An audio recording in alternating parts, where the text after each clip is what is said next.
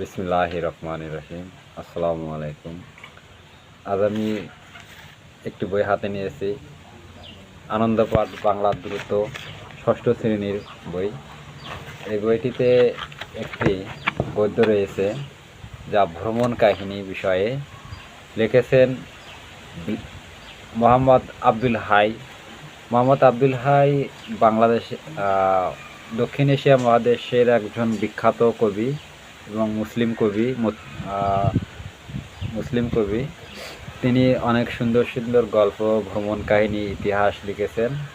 তার বাড়ি ভারতে। তিনি এই বইয়ে যেটি লেখা আছে এটি হচ্ছে বিলেতের প্রকৃতি, অর্থাৎ এখানে তিনি লন্ডনের বিভিন্ন বিষয় নিয়ে আলোচনা করেছেন এবং লন্ডন ও বাংলাদেশের বিভিন্ন ঋতু নিয়ে আলোচনা করেছেন, যার জন্য এই লেখাটি একটি স্মরণীয় হয়ে রয়েছে। লেখাটির সারমর্ম এই হচ্ছে, বাংলাদেশের প্রকৃতি সৌন্দর্য এবং লন্ডনের প্রকৃতি সৌন্দর্য এবং লন্ডনের রীতি, লন্ডনের বিভিন্ন ইমারত এবং বিভিন্ন ঋতু এবং বাংলাদেশের বিভিন্ন ঋতু নিয়ে এই গল্পটি লেখা, যার মাধ্যমে বাংলাদেশ এবং লন্ডনের বিভিন্ন বিস্তারিত আলোচনা এখানে জানতে পারি আমরা এবং লন্ডনের বিষয়ে আমরা জানতে পারি।